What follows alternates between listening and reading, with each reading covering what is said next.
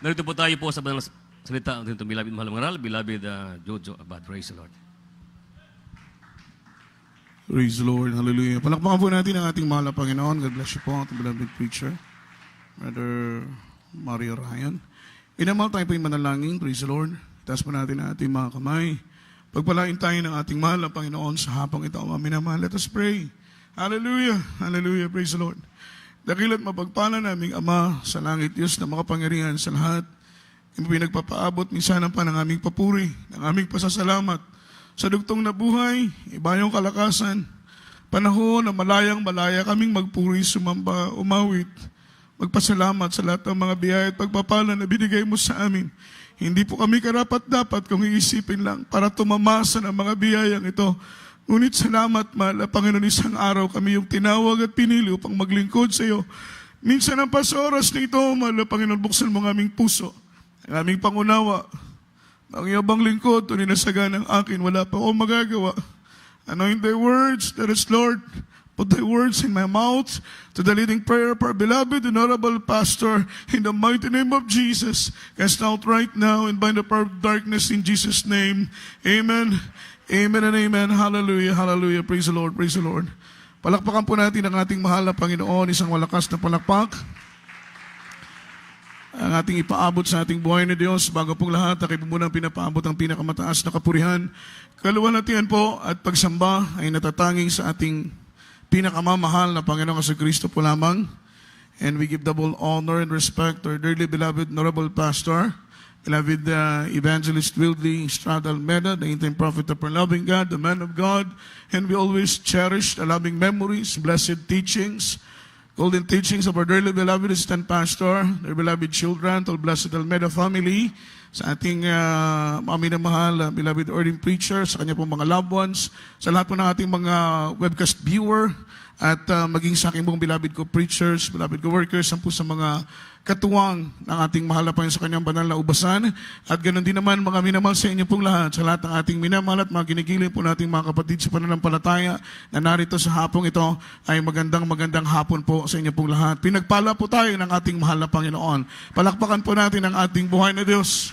Amen. Hindi mabilang ng mga blessings, mga minamahal, hindi mabilang ng mga pagpapala, mga minamahal na ating tinanggap. Kaya isa po ito sa dahilan bakit tayo naglilingkod sa ating mahal na Panginoon upang pasalamatan sa mahal na Panginoon yung mga minamahal, countless na blessing, yung abundant blessing na ibinigay sa atin ng mahal na Panginoon, even though na hindi tayo worthy, mga minamahal, kung iisipin lang, hindi tayo karapat-dapat sa mga pagpapalang ito. Ngunit, napakabait ng Diyos.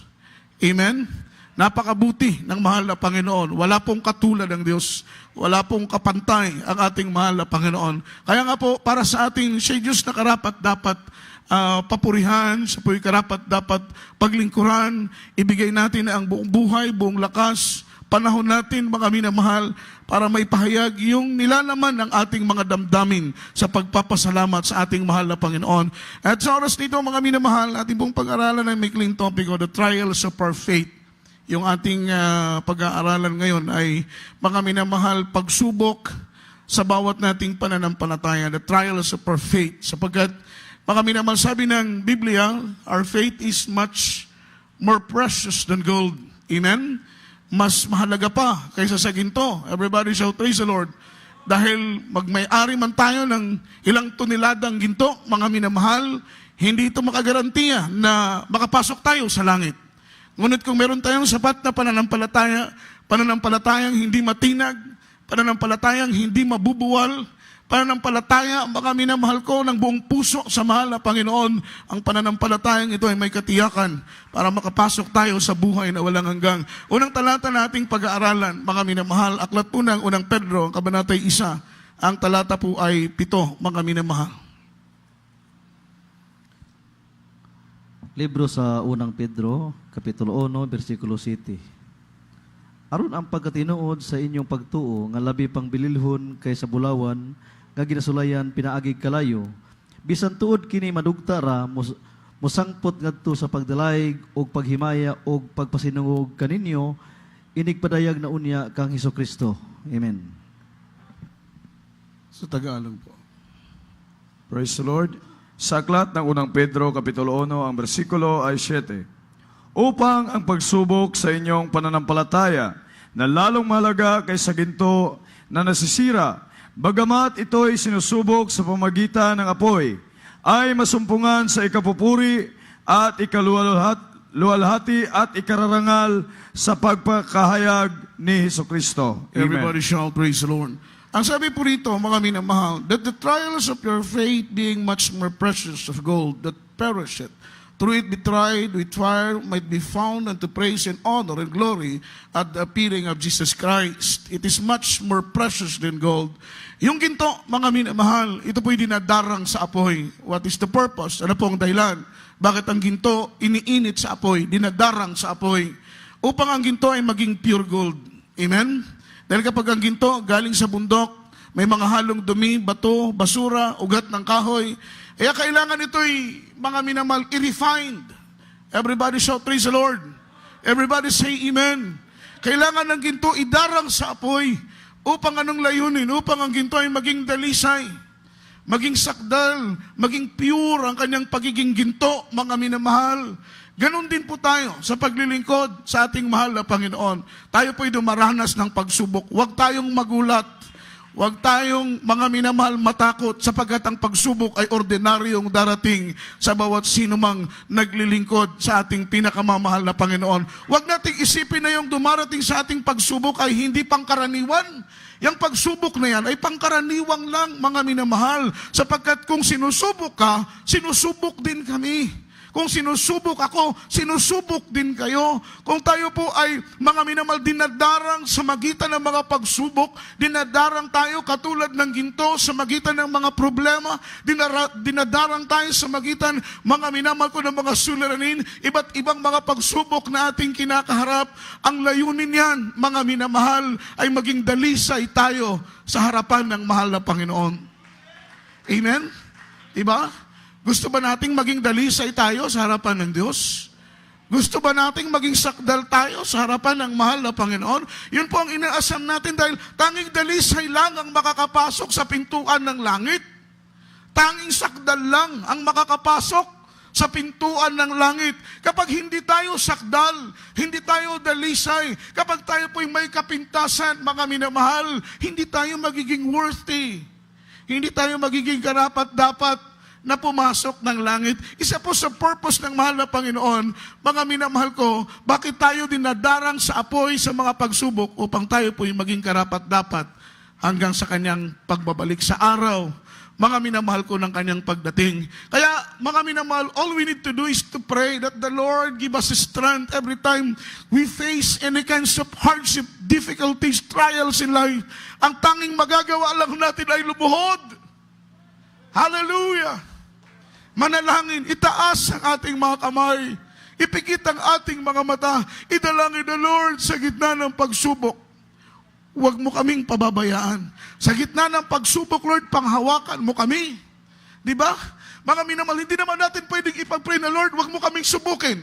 Dahil importante yan sa ating Christian living, mga minamahal. Hindi tayo magiging karapat-dapat kung walang pagsubok. Pinapahintulutan yan ng mahal na Panginoon upang tayo po, mga minamahal, ay maging dalisay sa kanyang banal na harapan. Sometimes, ang mahal na Panginoon pa nga yung naglalagay ng stumbling block, mga minamahal ko, sa harapan natin eh.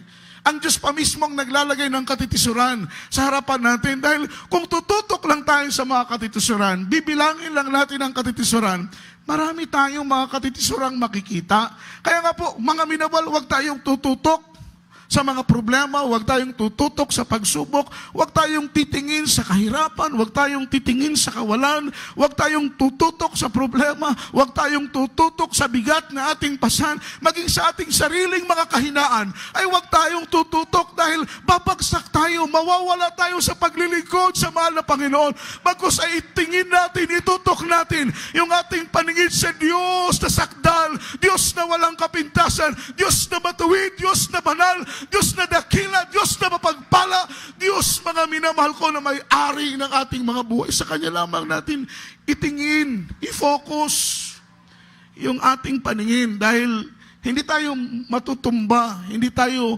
mawawala, hindi tayo matitisod once na nakafocus tayo sa ating mahal na Panginoon. Palakpakan po natin ang ating buhay na Diyos. Mga minamahal, even the Lord sometimes, He puts stumbling block in our way. He let it happen just only to test our faith. Yun ang purpose ng mahal na Panginoon. Subukin niya yung pananampalataya mo kung gaano ka na ba kalakas, gaano ka na ba katatag, gaano ka na ba katibay, na-absorb mo ba yung salita ng mahal na Panginoon? Dahil bakit may preaching every Wednesday, every Friday, every Sunday? Alam po ninyo, kung mahalaga yung attendance natin, mas mahalaga yung mga salita ng Panginoon na tumitimo at natatanim sa ating mga puso. Everybody shout, praise the Lord.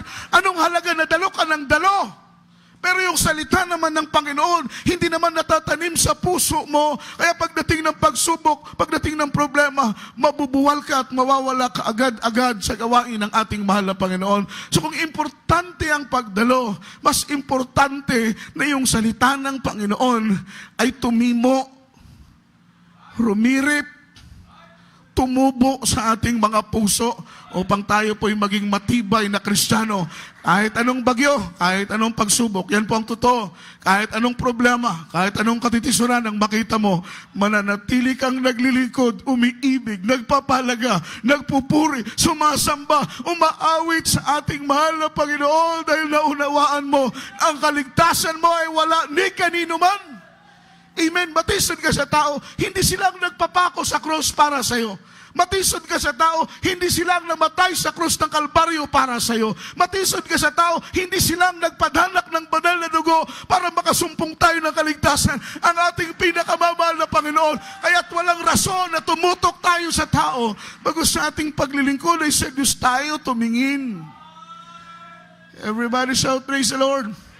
Oh, mga minamahal sa human being, nakikita po ng ating mga naked eye yung mga katitisuran sa ating paligid.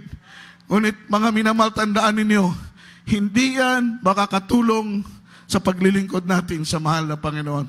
Instead, mga minamahal, magkukos po yan ng ating paglalamig sa paglilingkod sa ating mahal na Panginoon. Ngayon, kung mahal mo ang kaligtasan mo, dapat guarded natin ang ating sarili. Amen. Ayaw nating manlamig. Ayaw nating manghina tayo. Dapat gano'n ang mentalidad ng Kristiyano. Ayaw nating manghina. Ayaw nating manlupaypay. Dapat gano'n ang mentalidad ng tao. Ayaw nating manlamig. Mga minamahal, bagos palaging desire ng ating mga puso. Mga minamahal ko, yung great intimacy, yung tayo po'y palaging malapit sa presensya ng ating pinakamamahal na Panginoon. Amen? Ito pong sitwasyong ito, kapag tayo po'y kumakarap sa mabibigat ng mga pagsubok, very important mga minamahal na tayo po'y palaging puspos ng banal na Espiritu ng ating mahal na Panginoon. Kaya po, John chapter 16 verse 13. Pakibilis-bilisan lang po natin. Libro sa Juan, kapitulo 16, versikulo 13. Inigabot sa Espiritu sa kamaturan, kini siya mao ang magatultul kaninyo ngadto sa tibuok nga kamaturan, ug siya dili magasulti sa inyong kinaugalingon pagbulutan. Hinunua ang iyang madungog, mao ang iyang igasulti, ug ang mga butang nga malabot iyang igatug-an kaninyo. Amen. Praise the Lord. Sa aklat ng Juan, kapitulo 16, ang bersikulo ay 13. Gayon may, kung siya ang Espiritu ng katotohanan ay dumating, ay papatnubayan niya kayo sa buong katotohanan, sapagkat hindi siya magsasalita ng mula sa kanyang sarili, kundi ang anumang bagay na kanyang marinig, ang mga ito ay kanyang sasalitain, at kanyang ipahayag sa inyo ang mga bagay na magsisidating. Amen. Amen. Palakpakan po natin ang salita ng mahal na Panginoon. God bless you po sa pagbabasa ng salita ng mahal na Panginoon. Sabi ng Biblia, mga minamahal, the Holy Spirit guide you into all truth. Into whole truth. Yung banal na Espiritu, ituturo tayo sa buong katotohanan. Hindi tayo ililigaw. Everybody shout, praise the Lord. Hindi tayo hahayaang maligaw sa maling turo. Hindi tayo hahayaang maligaw sa maling prinsipyo. Hindi tayo hahayaang maligaw sa maling paniniwala. Hindi tayo hahayaan ng banal na Espiritu na maligaw, mga minamahal ko, sa maling aral. The Holy Spirit, mga minamahal, guides us into whole truth. Yung banal na Espiritu, gagabayan tayo sa buong katotohanan. Kaya magtataka ka, pag may pagsubok, may problema, may kahirapan, nananatili ka pa rin naglilingkod Panginoon, dahil ipinaunawa sa iyo. Binigyan ka ng karunungan, binigyan ka ng sapat na kaalaman, binigyan ka ng sapat ng pangunawa ng banal na Espiritu ng ating mahal na Panginoon. Ang paglilingkod ay totoong hindi po ito rosas. Mga minamahal, may mga tinik ito, dadaan tayo sa kahirapan. Kagaya nga sinabi ng Biblia, ang landas, mga minamahal, patungong langit ay makipot, mahirap, masikip na daan, maraming pagsubok, maraming hirap ang daraanan natin, ngunit ang katapus-tapusan nito, mga minamahal ko, ay buhay na walang hanggang ang naghihintay sa ating mga kaluluwa. Palakpakan natin ang ating mahal na Panginoon. In John chapter 6, verse 53 up to verse 55, mga minamahal, natisod yung maraming disipulo sa ating mahal na Panginoon.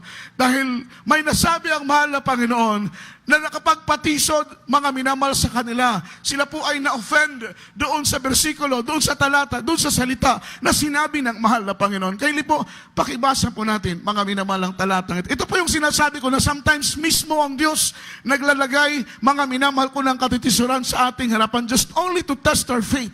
Kaya po, mga minamahal. Libro sa Juan, Kapitulo 6, versikulo 53 hangtod sa 55. Busa si Jesus miingon kanila, sapagkat tinuod magaingon ako kaninyo, gawas kon mukaon kamo sa unod sa anak sa tao ug miinom sa iyang dugo, wala kamoy kinabuhi diha kaninyo. 54. Siya nga mukaon sa akong unod ug moinom sa akong dugo, may kinabuhi nga dayon ug pagabanhawon ko siya sa kaulahiang mga adlaw. 55.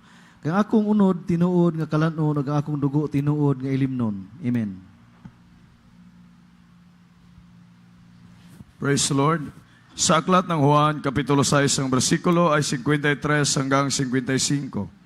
Sinabi nga sa kanila ni Jesus, katotohanan, katotohanan, sinasabi ko sa inyo, maliban ang inyong kanin ang laman ng anak ng tao at inumin ang kanyang dugo, ay wala kayong buhay sa inyong sarili. 54. Ang kumakain ng aking laman at umiinom ng aking dugo ay may buhay na walang hanggan, at siya'y aking ibabangon sa huling araw. 55. Sapagkat ang aking laman ay tunay na pagkain, at ang aking dugo ay tunay na inumin. Amen. Amen. This is the word that disciples offended. Ito po yung salita na na-offend yung mga disipulo. They are offended because they don't understand, mga minamahal, the word of the Lord, the gospel. Hindi nila nauunawaan yung salita ng Diyos, kaya sila na-offend. Amen. Dahil kung naunawaan pa nila yung mensahe ng mahal na Panginoon, yung salita ng Diyos, hindi sila ma-offend. Amen. Hindi sila masasaktan, hindi sila mag-aalinlangan sa salita ng mahal na Panginoon. They are offended because they don't understand the gospel. Bakit po, mga minamahal? Hindi po sila filled ng Holy Spirit. Hindi po sila puno ng Espiritu ng ating mahal na Panginoon. We need to be filled by the Holy Spirit because we cannot attain the word of the Lord if we are not filled by the Holy Spirit. Kailangan nating mapuno palagi ng Espiritu ng mahal na Panginoon dahil ang Espiritu ng Diyos ang magbibigay sa atin ng karunungan, ituturo ng banal na Espiritu ang buong katotohanan upang hindi tayo malinlang, hindi tayo maligaw, hindi tayo matison, hindi tayo mahulog mula sa kamay ng mahal na Panginoon dahil ang Espiritu ng Diyos ang magpapaunawa sa atin ng buong katotohanan. They are offended. Bakit? Dahil hindi nila naunawaan yung gospel. Bakit hindi nila naunawaan? Hindi sila puspos ng presensya. At that time, John chapter 6, napakalayo pa po ng Book of Acts. Doon pa lang sa Book of Acts chapter 2, sila po'y napuspos ng Espiritu ng mahal na Panginoon. Almost 120 person, sabi ng Biblia, sa upper room in the day of the Pentecost, bumaba mga minamalang Espiritu ng ating mahal na Panginoon. Ngunit ito'y pangako na, propesya na sa panahon ni Prophet Joel. Ngunit ito'y naganap from the Book of Acts, mga minamahal ko, yung kapuspusan ng Espiritu ng mahal na Panginoon. Means to say, in John chapter 6, hindi pa sila filled, hindi pa sila puno ng Espiritu ng mahal na Panginoon. That's why they are offended in the gospel of the Lord. Sila po'y nasaktan. Dahil anong sabi ng mahal na Panginoon? Kainin ninyo ang aking laman. Inamin ninyo ang aking dugo. Pagkat ang aking laman at ang aking dugo ay nagbibigay ng buhay. Amen? Hindi nila naunawaan kung anong ibig sabihin ng mahal na Panginoon. Ang akala nila ay literal na laman ng Diyos ang kanilang kakainin. Ang akala nila ay literal na dugo ng mahal na Panginoon ang kanilang iinumin. Kapag kulang ka ng kapuspusan ng Espiritu ng mahal na Panginoon, minsan ang espiritual na kahulugan ng salita ng Diyos ay nagiging literal para sa iyo. Kaya madali kang matisod dahil hindi mo lubos na unawaan ang mensahe ng kaligtasan. They are offended. Everybody shout, praise the Lord. Palakpakan po natin ang ating pinakamamahal na Panginoong Jesucristo.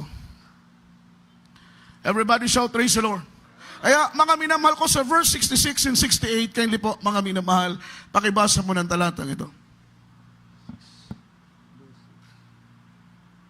Libro sa Juan, Kapitulo 6, versikulos 66 hantod sa 68. Tapos din daghan sa iyang mga tinunan mitalikod ug wala na nagpanglakaw uban kaniya sa 67. Ug si Jesus nangutana sa napulog duha, buot ba usab ka mong mubiya kanako sa 68. Si Simon Pedro mitubag kaniya, Ginoo, kag kinsa man kami muadto, ikaw mao ang may mga pulong mahitungod sa kinabuhing dayon. Praise the Lord. Hallelujah. Sa aklat ng Juan, Kapitulo 6, ang bersikulo ay 66 hanggang 68. Dahil dito ay marami sa kanyang mga alagad ay nagsitalikod at hindi na nagsisama sa kanya. 67. Sinabi nga ni Jesus sa 12, ibig ba ninyong magsialisli naman? 68. Sinagot siya ni Simon Pedro, Panginoon, kanino kami magsipa roon? Ikaw ang may mga salita ng buhay na walang hanggan. Amen. Amen. Palakpakan po natin ang mahal na Panginoon. Siyempre sabi ng mahal na Panginoon, kainin ninyo ang aking laman, inumin ninyo ang aking dugo. Siguro isip-isip ng iba, anong tingin sa atin? Vampira? Kumakain tayo ng laman? Mga carnivorous tayo? Yun ang kanilang, na-offense sila sa salita na yun. In 61, mga minamahal, nagkaroon ng argument, conversation, mga minamahal, sa kanilang kalagitnaan, narinig ng mahal na Panginoon, yung kanilang pong murmuring, yung kanilang disputing, mga minamahal, narinig ng mahal na Panginoon, sabi ng mahal na Panginoon, sa ganitong salita, matitisod kayo. Amen? Mga minamahal, dahil lang doon, maraming tumalikod sa mahal na Panginoon. Iniwanan yung kanilang pananampalataya. Hindi na sumunod sa paglilingkod sa ating mahal na Panginoon. Sa 66 and 68, sabi ng banal na Biblia, kinausap ng mahal na Panginoon sila Apostol Pedro kasama ng mga apostles, mga minamahal doon. Sabi ng mahal na Panginoon, Pedro, marami nang tumalikod sa akin. Marami nang nakalimot sa akin. Marami nang humiwalay sa kanilang pananampalataya. Kayo, tatalikod din ba kayo sa akin? Tatalikod din ba kayo sa akin? Sabi ng mahal na Panginoon kay Pedro, anong sagot ni Pedro? Panginoon, kung tatalikod kami sa iyo, saan kami pupunta? Lord, kung tatalikod kami sa iyo, saan kami paruroon? Sa iyo namin nasumpungan yung salita na nagbibigay ng buhay. Palakpakan po natin ang ating mahal na Panginoon. Sometimes ganun tayo, mga minabal, marami tayong discouragement, marami tayong disappointment. Parang ayaw na nating maglingkod, parang bibigay na tayo, parang hindi na tayo, ayaw na nating dumalo, parang ayaw na nating magpatuloy. Depressed na tayo. Minsan sa mga pangyayari sa buhay natin, mga minamahal, minsan isang araw nangyari sa akin yan. Nung ako po'y binata pa, mga minamahal, worker po ako, dumating po sa akin yung grabing depression sa buhay ko, yung grabing discouragement, mga minamahal, disappoint ako sa mga pangyayari na nakikita ko sa aking paligid. May nag-usap sa akin na ako'y nagpe-pray. Sabi ko, mahal na Panginoon, kung ako lang ayokong tumalikod sa iyo, ngunit hindi ko kaya yung mga katitisuran na nakikita ko. Sabi sa akin ng mahal na Panginoon, anak, kumuha ka ng papel. Isulat mo lahat ng mga bagay kung saan nadidiscourage ka. Kung saan mga bagay na nadidisappoint ka. Kumuha ko ng papel, mga minamahal. Sabi ng mahal na Panginoon, pagkatapos mong sumulat sa lahat ng mga discouragement mo sa buhay, yung mga reason dahil gusto mong tumalikod, humiwalay sa akin, isulat mo. Napakarami ng aking sinulat, tampas ng 10, yung mga reason. Bakit gusto kong tumalikod? Bakit gusto ko na huminto sa paglilingkod? Pagkatapos kong sumulat, sabi ng mahal na Panginoon, isulat mo din, anak, yung mga dahilan bakit kailangan mong magpatuloy. Isa-isa ko sinulat, mahal at minamahal. Sabi ko, Lord, bakit gusto ko magpatuloy? Gusto ko ng langit. Bakit kailangan ko magpatuloy? Mabuti kang Diyos. Mabait kang Diyos. Mapagpala kang Diyos. Habang sinusulat ko isa-isa yung mga rason bakit kailangan kong magpatuloy, nararamdaman ko tumutulo na yung luha ko sa aking mga mata. Dahil totoong mabuti ang Diyos nating pinaglilingkuran. Totoong mabait ang mahal ng Panginoon. Maraming pagsubok, maraming hirap, maraming discouragement sa paglilingkod sa mahal ng Panginoon. Ngunit hindi natin maitatanggi na sa buhay natin ay hindi tayo iniwan ng Diyos. Hindi tayo pinabayaan ng ating mahal ng Panginoon. Araw-araw, tuwing paggising natin sa umaga, nararamdaman natin ang presensya ng ating mahal ng Panginoon na hindi kayang bayaran ng milyon. Hindi kayang bayaran ng salapi ang kagalakan na naidudulot sa paglilingkod sa mahal ng Panginoon. Kaya nung tinanong si Apostol Pedro, tatalikod din ba kayo sa akin? Ang sabi ni Apostol Pedro, Panginoon, saan kami pupunta kung kami tatalikod sa iyo? Kagaya sa atin, mga minamahal, saan tayo pupunta kung ihiwalay tayo sa ating mahal na Panginoon? Kaya't panghawakan nating mainam ang kaligtasan na binigay sa atin ng Diyos. Awitan natin ang mahal na Panginoon sa oras na ito, minamahal. Napakasarap namin ang presensya ng mahal na Panginoon. Huwag tumutok sa problema. Huwag tumutok sa kahirapan. Ano mga katitisura na nakikita mo, kapatid? Think it in positive way. Huwag sa negatibong bagay. Pinahintulot yan ang mahal na Panginoon only to test your faith. Kung gaano kakatibay, katatag. Pero unawain mo palagi, mabuti. Mabuti ang Diyos. Mabait ang Diyos. Unawain mo palagi na kailangan natin ang mahal ng Panginoon. Kung kailangan natin ng tubig, kung kailangan natin ng pagkain, lalo tingin na kailangan natin ng presensya. Hindi natin kayang mabuhay na walang presensya ng mahal ng Panginoon. Yan po ang totoo, mga minamahal. Hallelujah, hallelujah. Tayo po umawit sa mahal ng Panginoon. O Panginoon, Uri ka namin, Lord. Salamat, Lord. Hallelujah. Salamat, salud ko sa iyo, di kita Salamat. ipagpapalit. Hindi mabilang na biyaya, mga minamahal. Napakabuti ng Diyos. Sa lahat ng oras, napakabuti ng mahal ng Panginoon. Bang panahon, Hallelujah. Yes, Lord. lagi kong nadarama Kahit ako'y nag-iisa, ang iyong kabutihan, ang iyong katapatan, ako'y luluhan sa aking kagalakan, pagkat ngayon'y taglay ko na ang pangako mong buhay.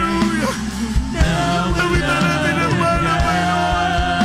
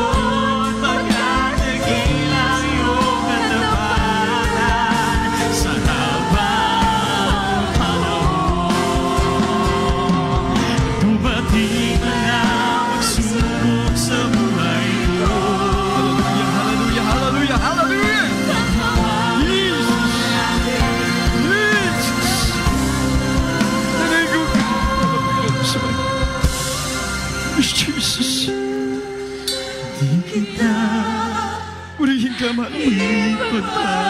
Oh, God, yes. Hallelujah.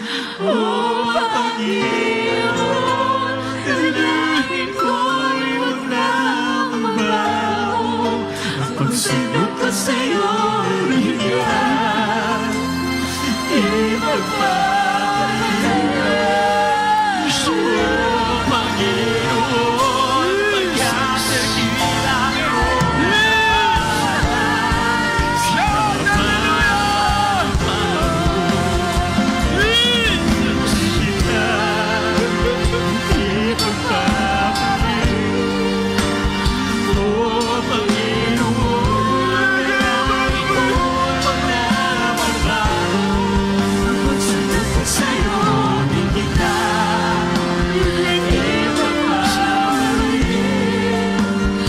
Oh, Panginoon, pagkakakilala ko.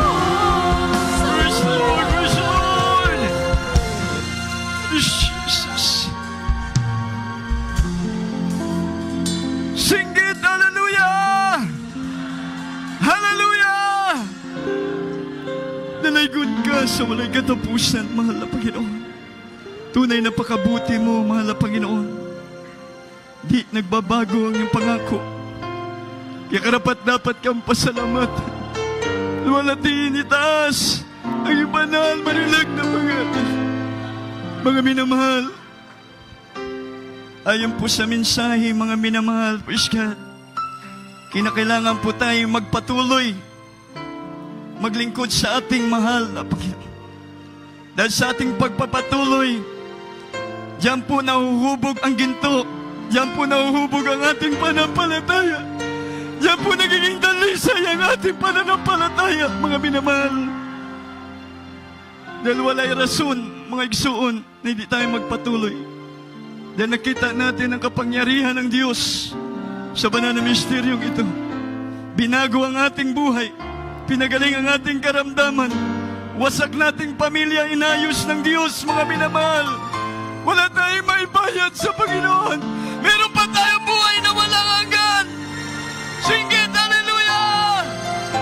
Hallelujah! You're greatly to be praised, O God. Sa oras na ito, mga minamahal, dadako po tayo sa panalangin sa ating lahat ng mga pangailangan. Bukas ang langit, mga minamahal, sa oras na ito. Dahil sabi ng Biblia, mga minamahal, ang mata ng Panginoon at ang pakinig ng Panginoon doon sa gumagawa ng katwiran ng mahal na Panginoon. Kaya sa oras na ito, ibigkasin natin, mga minamahal, ang ating pangailangan. Sabihin natin sa ating mahal na Panginoon ang lahat ng ating kailangan, mga minamahal. Huwag tayong mahiya, huwag tayong mag-alinlangan, mga minamahal. Nandito tayo sa buong katotohanan, mga minamahal. Singgit, hallelujah! Tayo po'y tumalangin sa ating mahal na Panginoon. Mapagpala naming Diyos sa nasa langit, so nananalangin po ng ang beloved pastor. Mahal na Panginoon, ikaw ang nangako sa imong katawhan na pag inuna ang iyong kalooban, lahat ng bagay na aming kailangan iyong tutugunin, mahal na Panginoon. Kaya sa oras na ito, ibukas mo mga biyaya at pagpapala dyan sa kalangitan, mahal na Panginoon. Ipagkaloob mo sa panalangin sa oras na ito na imong katawhan. Financially, physically, mahal na Panginoon. Proteksyon nagmumula sa iyo. Magamit sa paglilingkod sa iyo, mahal na Panginoon. Higit sa lahat ng espiritual na pagpapala, mahal na Panginoon. Pagpalain mong lubos, mahal na Panginoon, sa oras na ito. Ang lahat matatapat mo, mga anak, mahal na Panginoon. Ang kalang source of income, mahal na Panginoon. Iyo pong patuloy pagpalain mga negosyo, mga trabaho, mahal na Panginoon, mga pananim, mahal na Panginoon. Pagpalain mo lahat ng hawakan ng kanilang kamay. Muli siya ng dalangin ng iyong propeta. Kining lahat aming sinasampalatayanan at tinutugon namin, hallelujah, praise God, ng aming mahal na Panginoon sa oras na ito. Ang lahat ng aming kahilingan sa pangalan ng Jesus. Singgit, hallelujah! Ipatong niyo po ang isang kamay sa inyo pong ulo, mga minamahal. Ang isang kamay po itaas niyo. Pag mabigat ang problema at suliranin, mga minamahal, dalawang kamay po itaas. Atin po sawayin lahat mga karamdaman, problema at suliranin. Dakilang Diyos, makapangyarihan sa lahat. So ang dalangin na ang beloved pastor, patuloy may kilos ng iyong kapangyarihan sa aming kalagitnaan. Aming sinasaway ang lahat, mga problema at suliranin, mga karamdaman, demons of incurable sickness and diseases, cast out! By Jesus, cast out! Problem cast out. Hallelujah. Praise God, guys. Cast out in Jesus' name. Hallelujah. Praise the Lord. Hallelujah. Praise the Lord. Hallelujah. Hallelujah. Praise the Lord. Praise the Lord. Purihin po ating pinakamahal na Panginoon. Tayo po mga minamahal at ay lumukso mga minamahal bilang mga tunay na manampalataya ng ating pong kahilingan, dalangin, tinugunan ng ating pinakamahal 100%. Tatalong po kayo mga sumigaw ng 3 beses ng Hallelujah, praise the Lord. Sabay-sabay po tayo mga mahal. Hallelujah, praise the Lord. Hallelujah, praise the Lord. Hallelujah, hallelujah. Praise the Lord. Purihin ng ating mahal na Panginoon. We love you so much po. Our dearest Jesus loves you more and more. Praise God. At God bless you po sa ating beloved preacher, Jojo Abad, sa napakaganda misahe po mga minamahal natin pong napakinggan na ikalulusog ng ating pong panampalataya, mga malalon sa panahong ito. Mga kaya wag po tayong absent. Yan po mga minamahal ay kabilin-bilinan po ng ating pong beloved parents in the Lord, mga minamahal, upang tayo po mga minamahal patuloy lumakas sa paglilingkod sa ating pong pinakamamahal na Panginoon, mga minamahal, dahil yan po ay ating po talagang number 1 na obligasyon sa ating dakilang Diyos, ang lagi po tayong dumalo sa gawain po ng ating pong pinakamamahal na Panginoon. At wag po kayo mag-alinlangan din mga minamahal, patuloy po sumuporta, makibalikat po sa kailangan po ng banagawain ng ating pong pinakamamahal na Panginoon, mga minamahal, na maging bukas palad po tayo. Patuloy po mga minamahal, lalo po marami pong ginagawa po mga minamahal na project ang gawain po ng ating pong pinakamahal Panginoon sa lugar na ito. Mga minamahal, natapos na po yung ating pong magandang CR, mga minamahal, at ang ating pong instrumentalist, yan po, tiles na rin po, mga minamahal, praise God, upang lubos nating maluwalhati ang ating pong pinakamahal na Panginoon. Amen? At susunod po dyan, bababa po yan sa preacher's area, mga minamahal, maging pong lugar doon. Sa likod po, mga minamahal, isa sa ayos po yan, mga minamahal, upang lubos po tayong pagpalain ng ating pong pinakamahal na Panginoon. Amen po ba? Habang gumagawa sa gawain ng ating mahal na Panginoon, ang Diyos naman patuloy po gagawa ng pagpapala para po sa buhay ng bawat isa sa atin. Palakpakan po natin ating mahal na Panginoon. Praise the Lord. Ating pong beloved ordained preacher, mga minamahal, nasa lugar po sila ng Carmen, Cotabato, at araw ng bukas sa Maguindanao. Mga minamahal, para po sa mga gawain natin doon, mga minamahal, gawain ng ating una pinakamahal na Panginoon, mga minamahal, mga kapatiran doon, madasig po mga minamahal, at meron po silang kasal na talagang isinagawa doon ng kapatiran, mga minamahal. Praise God, ating pong beloved ordained preacher po ang nandoon kasama po mga mag-aatinini, mga minamahal, po rin pong ating pinakamamahal na Panginoon. Na yan po ay isang bagay po mga minamahal na tungkulin, mga minamahal ng ating pong nangunguna sa gawain ito, na hindi po pababayaan ang mga katauhan ng ating pong pinakamahal na Panginoon. Amen? Maging tayo dito. Hindi tayo pinababayaan, mga minamahal. Palakpakan po natin ating pinakamahal na Panginoon.